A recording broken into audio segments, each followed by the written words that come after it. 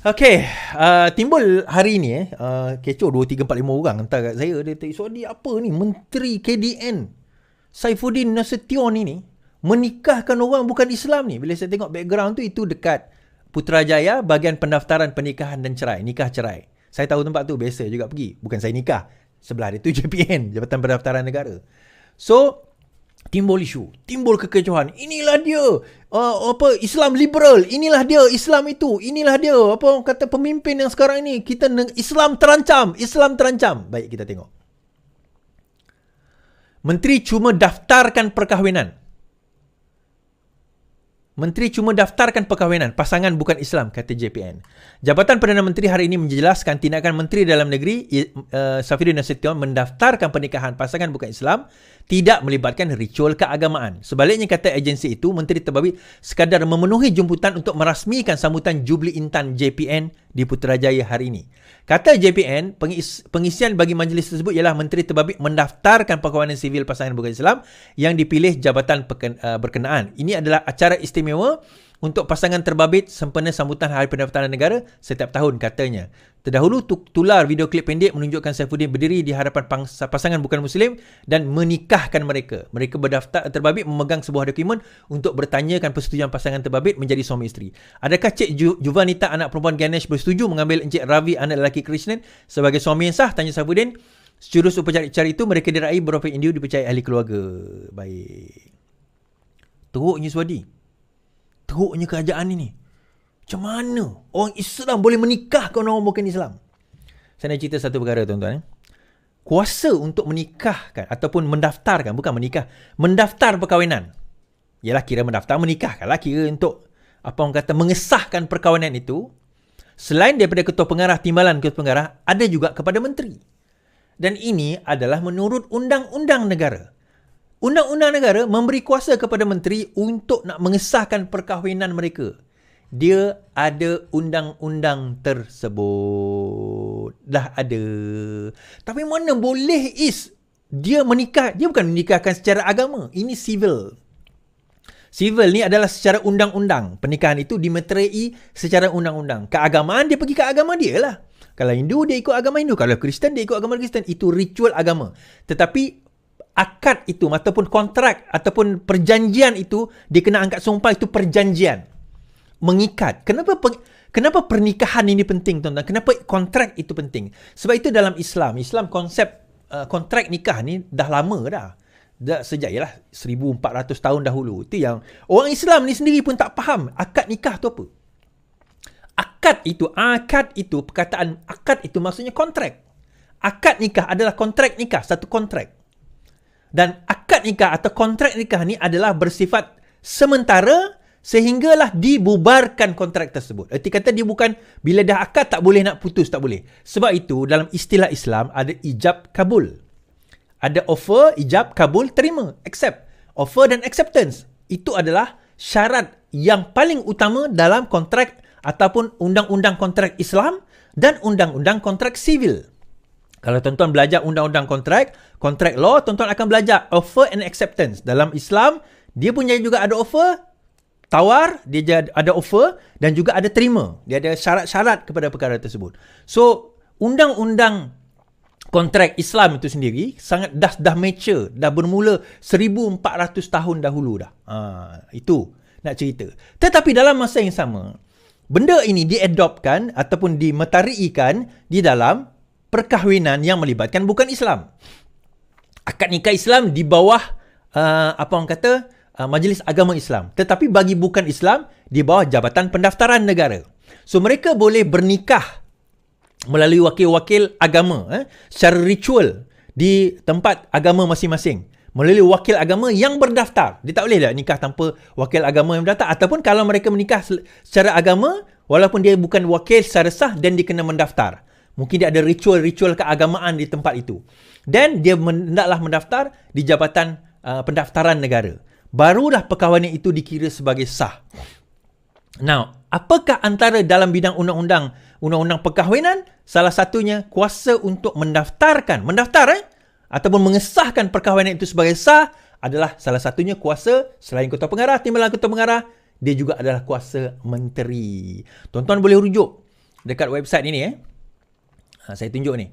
WCC Penang, Understanding Civil Marriage and Divorce. The requirement dia semua, orang bukan Islam tidak boleh kahwin lebih daripada sejak 1 Mac 1982. Dan of course tidak boleh kahwin, adik-beradik, ada beranak semua, grandparents tak boleh lah.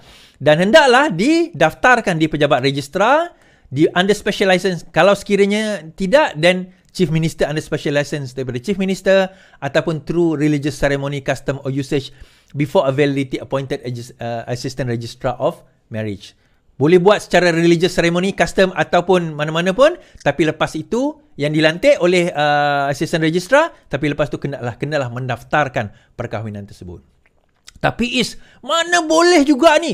Ini adalah satu liberalisasi, adalah suatu perkara yang tak betul, adalah suatu perkara yang tuan-tuan. Baiklah. Saya malas nak buka cerita ni. Sebenarnya saya dah tahu cerita ni sebelum ini dah. Kita orang tak pernah bangkit pun cerita ni. Sebab kita tahu benda tu tak ada masalah.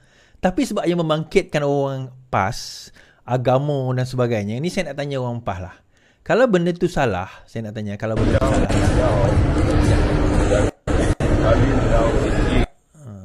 Kalau benda yang Saifuddin itu salah, saya nak tanya, saya nak minta orang PAS komen tentang benda inilah.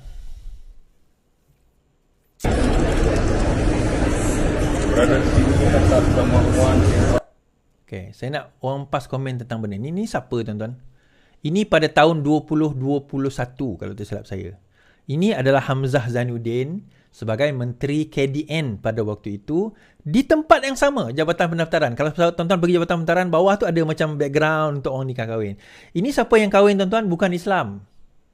Orang Islam tak kahwin kat sini. Orang Islam kahwin dekat Majlis Agama Islam. Ini orang bukan Islam. Bawa kamu yang jauh dan kali jauh tinggi berada di sini atas kemampuan kamu sendiri bagi maksud dengan suami dan isteri, maka ketahuilah bahawa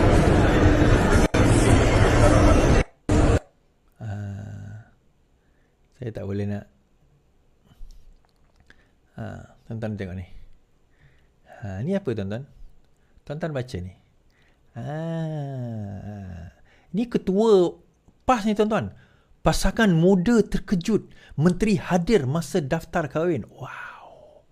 Pasangan muda M. Sambarasan dan P. Tinakari yang baru saja melangsung perkahwinan di Jabatan Pendaftaran terkejut apabila menerima tamu tidak disangka. Itu Hamzah Zainuddin. Tuan-tuan. Benda ni bukan pelik. Dan saya dah tahu dah cerita ni. Cerita Hamzah mengahwinkan ni, saya dah tahu. Tapi, sebab saya tahu benda tu bukanlah satu kesalahan. Kita orang masa pembangkang dulu tak pernah bangkitkan benda ni pun. Tapi orang bangkit. Biasalah. Main agama, main bangsa ni dah permainan dia orang. Tapi kita nak kata macam mana? Kan? Kita nak kata macam mana? Baik. Dalam masa yang sama juga tuan-tuan. Habis cerita lah. Kita buat cerita yang ni pula. Allah. Kembalikan UPSR untuk nilai pelajar ke tingkatan 1, kata Wakil Pembangkang. Okay. Seorang wakil rakyat Pembangkang menggesa Kementerian Pendidikan KPM mengembalikan semula UPSR yang dimansuhkan 2 tahun lalu. Hasan Saad PN Bali berkata langkah itu bagi membolehkan kemampuan pelajar dapat dinilai sebelum melanjutkan pelajaran ke peringkat sekolah menengah. Wujudkan semula peperiksaan UPSR sebagai satu ukur standard yang lebih sistematik dan bersepadu supaya dapat mengukur kemampuan seseorang untuk memasuki sekolah menengah dan sebagainya. Pada 2021, kerajaan memutuskan UPSR dimansuhkan sepenuhnya, manakala PT3 juga dibatalkan. Now, so apakah pendapat saya tentang benda ini? Sebenarnya saya setuju. To be honest. Kan? Saya setuju kalau sekiranya PT3 dan juga UPSR ini dikembalikan. Bagaimana format dan juga bentuknya itu terpulang kepada kementerian dan juga cikgu-cikgu yang lebih bijak pandai lah. Nah, ada yang ini apa orang kata a point of debate lah. Ada yang tak setuju, dia kata nanti murid-murid tu nanti hanya fokus kepada orang kata apa nak belajar, tak fokus kepada fokus kepada nak exam, tak fokus kepada nak memahami. Ini saya nak cerita realitinya tuan-tuan. Ada di kalangan mereka kita tak tahu level diorang sehingga mereka masuk tingkatan 5. Ada di kalangan murid yang cikgu komplain, dia orang tak tahu level mereka sehingga mereka masuk tingkatan 5. And dan tingkatan 5 tu dia nak kena cover balik benda yang berlaku daripada tingkatan 1 sehingga tingkatan 4. Jadi itu adalah suatu yang menyukarkan kepada sistem pendidikan kita. Bagi saya, kita boleh kembalikan, tetapi kita kena ada mekanisme baru bagaimana perkara itu nak diperkenalkan. Kan? Sebab kalau kita tengok daripada segi apa orang kata, daripada segi pendidikan itu sendiri, perlu ada satu cara dan kayu ukur nak dilakukan. Sekarang ini memang kita ada ujian peringkat negeri, tetapi itu, atau I think peringkat bahagian atau peringkat negeri, tetapi itu tidak cukup untuk menjadi kayu ukur. Again, saya kata ini perbincangan. Ini pendapat peribadi saya. Mungkin tuan-tuan setuju, tuan-tuan tak setuju. Itu terpulang kepada pendapat masing-masing. Ini bagi saya adalah khilaf akhbar. Khilaf yang besar di kalangan kita lah. Ada parents setuju, ada parents tak setuju. Terpulang ada cikgu setuju, ada cikgu tak setuju. Itu terpulang kepada cara dan kaedah masing-masing. Baik.